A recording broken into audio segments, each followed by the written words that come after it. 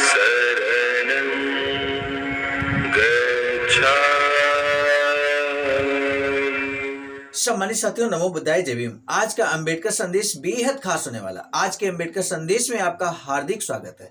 आज का अंबेडकर संदेश ऐतिहासिक अंबेडकर संदेश होने जा रहा है, जो कि हम लेकर उपस्थित ये हैं बाबा साहब डॉक्टर अंबेडकर संपूर्ण वाङ्मय खंड 14 से, जिसका शीर्षक है अछूत कौन थे और वे अछूत कैसे बने। इसी विषय पर आजकल अंबेडकर संदेश हम आपकी सेवा में प्रस्तुत कर रहे हैं आवाज का ऑफिशियल यूट्यूब चैनल के माध्यम से, जिसे आपने सब्सक्राइब जरूर कर लिया होगा बेल आइकन के साथ। ऐसा मुझे पूरा भरोसा है। यदि आपने नहीं किया है, अभी तक नहीं किया है चैनल को सब्सक्राइब, तो अब जरूर कर लीजिए, क्योंकि हर दिन सुबह 5 बजे अंबेडकर संदेश के माध्यम से हम लेकर उपस्थित होते हैं ऐतिहासिक जानकारी हूबहू बाबा साहब की लेखनी से।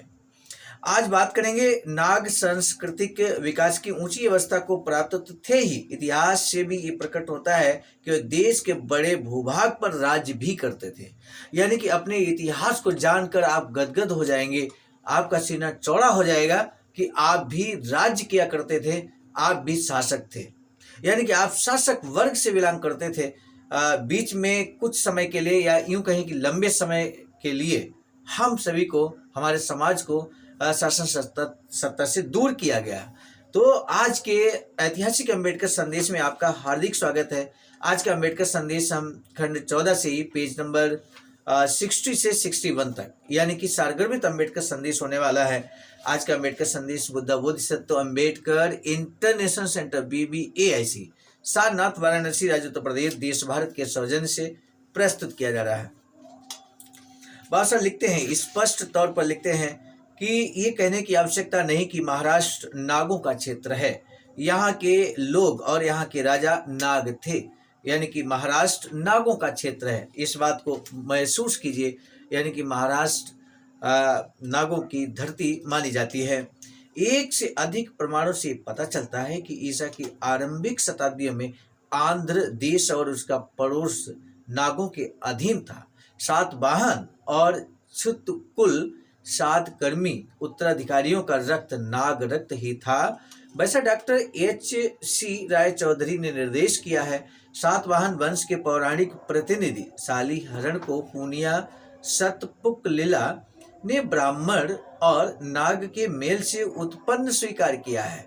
उनकी वंशावलियों में जो नमूने के नाग नाम मिलते हैं, उनसे ये बात अच्छी तरह सिद्ध हो जाती है। अनेक घटनाओं से ये भी सिद्ध होता है कि सातवाहन राज्य के अंतिम दिनों में नाग बहुत शक्तिशाली हो गए थे।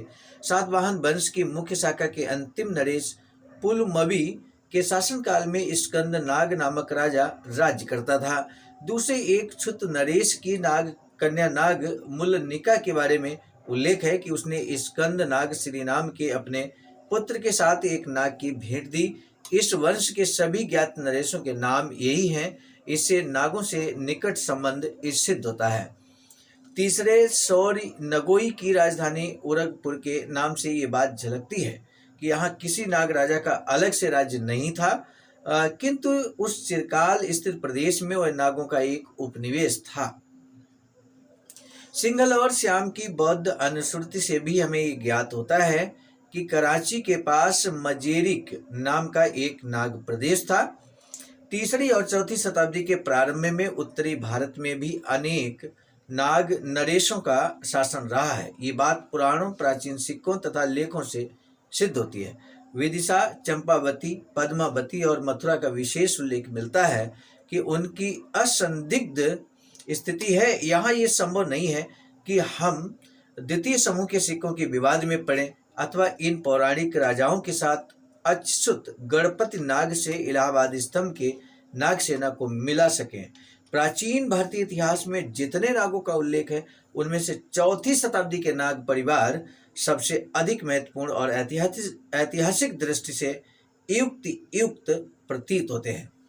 हमें पता नहीं कि लाहौर की ताम्र मुद्रा के नागभट्ट और उनके पुत्र महाराज महेश्वर नाग उक्त 3 परिवारों में से किसी एक के थे या स्वयं एक पृथक नाग परिवार था।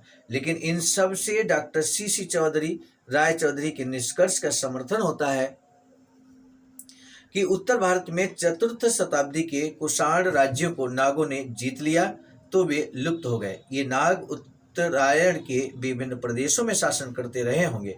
कालांतर में उन्हें समुद्रगुप्त की सेनाओं ने परास्त कर दिया था, जो कि स्कंदगुप्त के समय तक हमें एक सर्वनाग अंतर्वेदों का छात्र ज्ञात होता है। आसपास विशेष रूप से भरूकच्छ में 6ठी शताब्दी तक नागों का महत्वपूर्ण स्थान था। जूनागढ़ शिलालेख से ये पता लगता है कि स्कंदगुप्त ने नागों के एक विद्रोह को बुरी तरह दबा दिया था। 570 ईस्वी में दट्टा प्रथम गुर्जर ने नागों को उखाड़ फेंका। उन्हें तिरहुल्लक या भरूच के द्वारा शासित वनवास माना गया है। ध्रुवसेन द्वितीय के 645 ईस्वी के दान पात्र में प्रभात श्री नाग का दत्तक के नाम से उल्लेख है। 9वीं शताब्दी में नागों ने विशेष रूप से मध्य भारत में दूसरी बार फिर अपना प्रभुत्व जमाया। 800 ईस्वी में कौशल स्थित श्रीपुर को महाराजा तीव्रदेव ने नाग के कबीले को हराया। उसके कुछ समय बाद बंगाल के शिलालेखों में भी नागों के 2 उल्लेख मिलते हैं।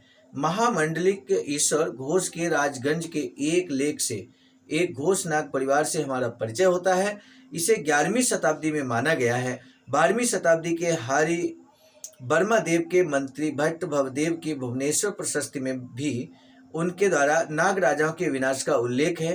रामचरितमानस में भी रामपाल द्वारा भावभूषण संतति में उत्कल राज्य की विजय का उल्लेख किया गया है, लेकिन यहाँ यह स्पष्ट नहीं है कि वे नाग थे या चंद्र थे। अधिक संभावना यही है कि वे नाग ही थे, क्योंकि वे ही अधिक प्रसिद्ध थे। 10वीं से 12वीं शताब्दी में एक सैंद्रक सिंध अथवा छिंदक परिवार की अलग अलग शाखाएं सने मध्य भारत विशेष रूप से बस्तर के विभिन्न प्रदेशों में फैल गईं। ये अपने को भोगवती और नागवंशी कहते थे। 10वीं शताब्दी के शिलालेख में बेगूर के नागोत्तरों का वर्णन है। वे पश्चिम गंग के राजा एरिअप की ओर से वीर महेंद्र के विरुद्ध लड़े और युद्ध में यश प्राप्त किया।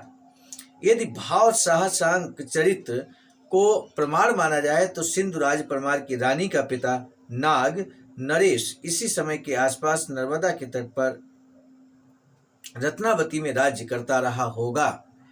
तो सामान्य साथियों, आज का अंबेडकर संदेश यहीं तक। कल के अंबेडकर संदेश में हम बात करेंगे कि द्रविड़ कौन है। अभी तक हमने बात की नाग कौन है, तो नागों के बारे में कोई एक विशेषता आपको बतानी है। संपूर्ण अंबेडकर संदेश नागों से संबंधित है, पूरी विशेषताएं नागों से संबंधित है। कोई एक लाइन में आपको एक बात लिखनी है जो नागों के संबंध में सही हो। तो आज का अंबेडकर संदेश का महत्वपूर्ण प्रश्न भी यही है। इसी के आंसर का हम बेसब्री से इंतजार करेंगे और आज के अंबेडकर संदेश को अब हम यहीं रोकना चाहेंगे, इस उम्मीद और निवेदन के साथ कि आप इस अंबेडकर संदेश को ऐतिहासिक होने के नाते बहुजन समाज के हर व्हाट्सएप ग्रुप पर और व्यक्तिगत भी भेजने का कार्य करेंगे। इसी के साथ दीजिए इजाजत। आप सभी को सादर नमो बुद्धाय, जय भीम। सामान्य साथियों, हम एक महत्वपूर्ण बात बताना उचित समझते हैं। बाबा साहब की अधूरी इच्छा के अनुरूप एक वैचारिक सेंटर निर्माणाधीन है सारनाथ वाराणसी में, जहां पर 14,000 स्क्वायर फीट जमीन परचेज कर ली गई है ring road green city Faridpur Sarnath में। वैचारिक सेंटर के प्रशासनिक ब्लॉक का निर्माण कार्य कंप्लीट हो चुका है। शानदार बेहतरीन प्रशासनिक ब्लॉक का निर्माण पूर्ण हो चुका है। आगे अब मुख्य भवन को बनाने की बारी हम सबकी है और इस हेतु आप दिए गए अकाउंट नंबर पर अपना अमूल्य योगदान कर सकते हैं। आज का अंबेडकर संदेश हम लेकर उपस्थित हुए थे मिशन नायक बुद्ध मित्र मुसाफिर सर, राष्ट्रीय अध्यक्ष आवाज का नई दिल्ली की प्रेरणा में, और साथ ही साथ संकलन कथाक्रम में परम आदरणीय विजय कुमार बौद्ध जी, प्रांतीय कोषाध्यक्ष आवाज का बिहार।